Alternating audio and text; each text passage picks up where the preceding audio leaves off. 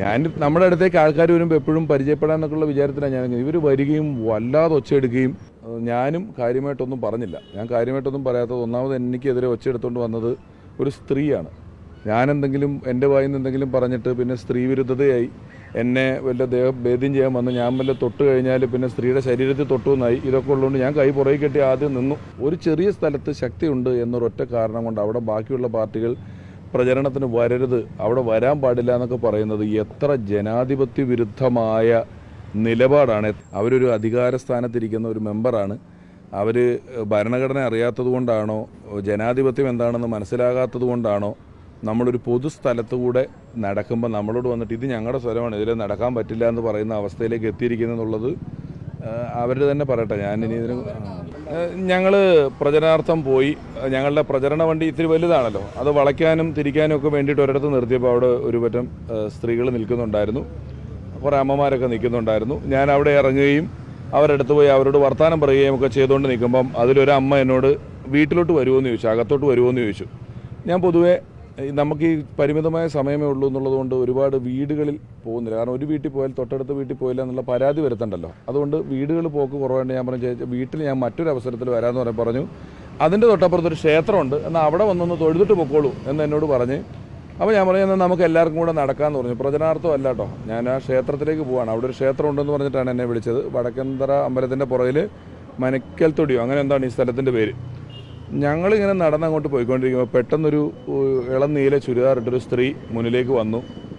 ഞാൻ നമ്മുടെ അടുത്തേക്ക് ആൾക്കാർ വരുമ്പോൾ എപ്പോഴും പരിചയപ്പെടാനൊക്കെയുള്ള വിചാരത്തിലാണ് ഞാൻ. ഇവർ വരികയും വല്ലാതെ ഒച്ചയെടുക്കുകയും ഇതിൽ നിങ്ങൾ ആരെയും കയറ്റി വിടില്ല, കടത്താൻ പറ്റില്ല, നിങ്ങളിതിൽ വരാൻ പറ്റില്ല എന്നൊക്കെ പറഞ്ഞ് ഭയങ്കരമായിട്ട് ഒച്ചയെടുക്കുന്നു. അപ്പോഴേക്കും എൻ്റെ കൂടെ ഉണ്ടായിരുന്നവർ ഇത് നിങ്ങൾക്ക് ഉള്ള സ്ഥലമല്ലല്ലോ, നിങ്ങൾക്ക് എഴുതി തന്നിട്ടില്ലല്ലോ എന്നൊക്കെ പറഞ്ഞ് ഇവർ തമ്മിൽ ഒരു ചെറിയ തർക്കമുണ്ട്. എന്ത് ചെയ്തിട്ടും ആ സ്ത്രീ നമ്മളെ അങ്ങോട്ട് പോകാനായിട്ട് സമ്മതിക്കുന്നില്ലായിരുന്നു. അപ്പോൾ ഞാൻ എൻ്റെ കൂടെ ഉള്ളവരോട് പറഞ്ഞു, തൽക്കാലം ഇപ്പോൾ നമ്മൾ തിരിച്ച് ഒപ്പം നിന്ന് ഒച്ചയെടുക്കലല്ല വേണ്ടത്.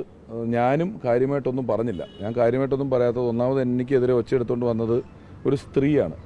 ഞാനെന്തെങ്കിലും എൻ്റെ വായിൽ നിന്ന് എന്തെങ്കിലും പറഞ്ഞിട്ട് പിന്നെ സ്ത്രീ വിരുദ്ധതയായി എന്നെ വല്ല ഭേദ്യം ചെയ്യാൻ വന്ന് ഞാൻ വല്ല തൊട്ട് കഴിഞ്ഞാൽ പിന്നെ സ്ത്രീയുടെ ശരീരത്തിൽ തൊട്ടുവെന്നായി. ഇതൊക്കെ ഉള്ളതുകൊണ്ട് ഞാൻ കൈ പുറകെ കെട്ടി ആദ്യം നിന്നു. അത് നിന്ന ശേഷം വല്ലാതെ ഒച്ചയെടുക്കുന്നു, ഇവിടെ ഇവർ വരാൻ പാടില്ല, ഇവിടെ പ്രചരണത്തിന് വരാൻ പാടില്ല. അപ്പോൾ ഇവർ ആ ഒരു അമ്മ ഒരു മണ്ഡലം പ്രസിഡന്റിൻ്റെ ഭാര്യയാണ്, ഒരു ആ വീഡിയോ കാണുന്നൊരു ഡാർക്ക് ബ്ലൂ സാരി എടുത്തൊരു അമ്മ.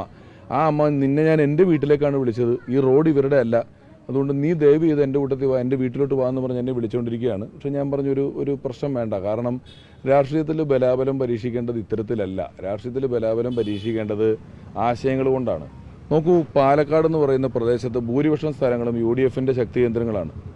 UDFൻ്റെ ശക്തി കേന്ദ്രങ്ങളിൽ എല്ലായിടങ്ങളിലും BJP ഉൾപ്പെടെയുള്ള മറ്റെല്ലാ പാർട്ടികളും സധൈര്യം സുഖമായി പ്രചരണം നടത്തുന്നുണ്ട്. ഒരു ചെറിയ സ്ഥലത്ത് ശക്തിയുണ്ട് എന്നൊരൊറ്റ കാരണം കൊണ്ട് അവിടെ ബാക്കിയുള്ള പാർട്ടികൾ പ്രചരണത്തിന് വരരുത്, അവിടെ വരാൻ പാടില്ല എന്നൊക്കെ പറയുന്നത് എത്ര ജനാധിപത്യ വിരുദ്ധമായ നിലപാടാണ്, എത്ര സങ്കുചിതമായ മനസ്സായിട്ടാണ് അവരവിടെ നിൽക്കുന്നതെന്നുള്ളത് എന്നെ വല്ലാതെ അത്ഭുതപ്പെടുത്തുകയും വല്ലാതെ വേദനിപ്പിക്കുകയും ചെയ്ത ഒരു കാര്യമാണ്. കാരണം ഒരു ജനാധിപത്യ രാജ്യത്ത് എൻ്റെ സഞ്ചാര സ്വാതന്ത്ര്യത്തെ, അമ്പലത്തിലോട്ട് പോയിക്കൊണ്ടിരുന്ന എന്നെ തടഞ്ഞു നിർത്തി ഒച്ചയെടുത്ത് ഇതിലെ പോകാൻ പാടില്ലെന്ന് പറയുന്നു, വരാൻ പാടില്ലെന്ന് പറയുന്നു. തിരിച്ച് ഞാൻ പറഞ്ഞതുപോലെ തടയാൻ നിന്നാൽ ഇത് വലിയൊരു സംഘർഷത്തിലേക്ക് പോകും. കോൺഗ്രസ് പാർട്ടിക്ക് ഇവിടുത്തെ UDFന് വേണമെങ്കിൽ അവിടുന്ന് അങ്ങറ്റം വരെ പോയി നടന്നിട്ട് തിരിച്ചു വരാനുള്ള സംഘടനാശേഷിയും ശക്തിയുമൊക്കെ ഉണ്ട്, അതില്ലാത്തവരല്ല.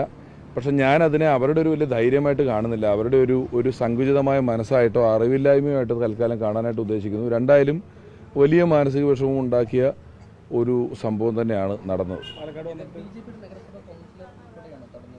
എനിക്കിവരെ വ്യക്തമായിട്ട് അറിയില്ല. പിന്നെ അറിഞ്ഞത് കൗൺസിലറാണെന്നാണ് അറിഞ്ഞത്. ലോക്സഭാ തെരഞ്ഞെടുപ്പ് മുതലാണ് അവിടെ ബൂത്തിൽ ആളിരിക്കുന്ന ഒരു സംവിധാനം ഉണ്ടാകുന്നത്. അതായത് കോൺഗ്രസിനും LDFനും ബൂത്തിലിരിക്കാൻ പറ്റാത്ത സ്ഥലമാണ്. നോക്കൂ, അത് ഞാനൊരിക്കൽ പണ്ട് ഇതൊന്നും ഇല്ലാത്ത കാലത്ത് പറഞ്ഞിട്ടുണ്ട്. 50 വർഷമാണ് ഉമ്മൻചാണ്ടി സാർ ഒരു മണ്ഡലം ഭരിച്ചത്.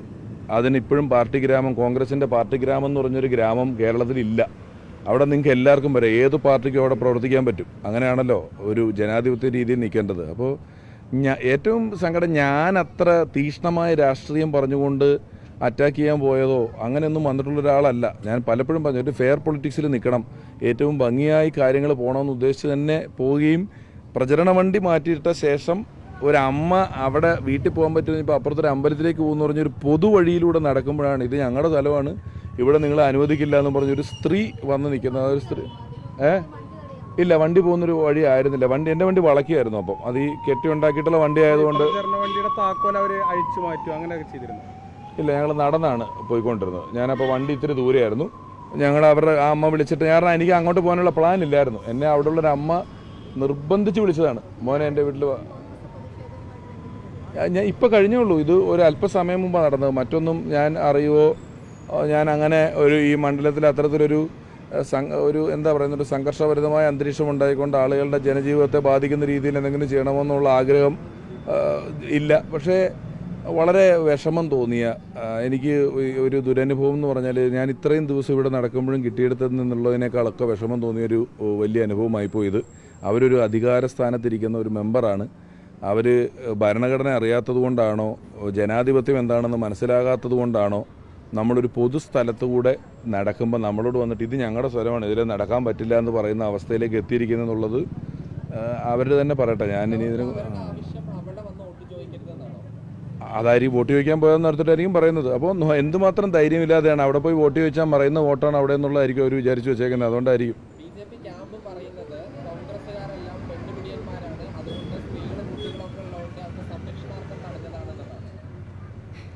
നല്ല മറുപടിയാണ്. അവരുടെ ക്യാമ്പ് വളരെ വിശ്വസനീയമായ നല്ല ഒരു മറുപടിയാണ് അവർ പറഞ്ഞിരിക്കുന്നത്. അത് ജനങ്ങളും വിലയിരുത്തട്ടെ, അതിനെയൊന്നും ഞാൻ വിലയിരുത്തുന്നില്ല.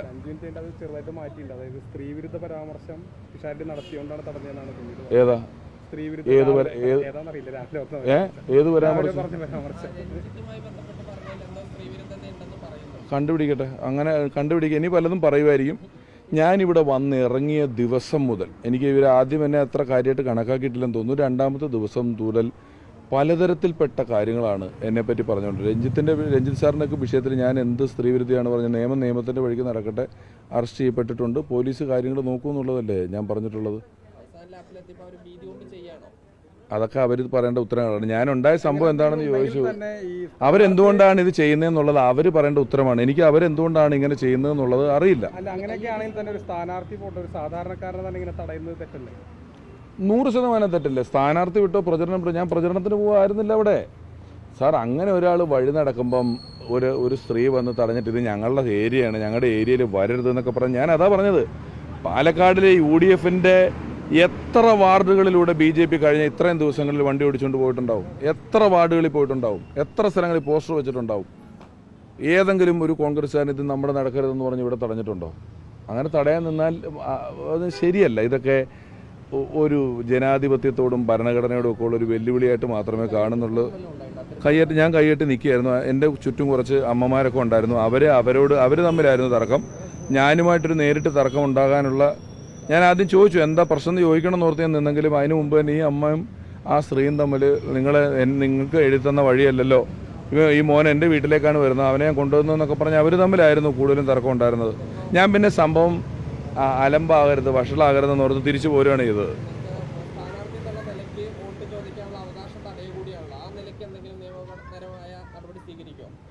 എന്ത് നിയമ നടപടി സ്വീകരിക്കാനാണ് ഇതിനൊക്കെ?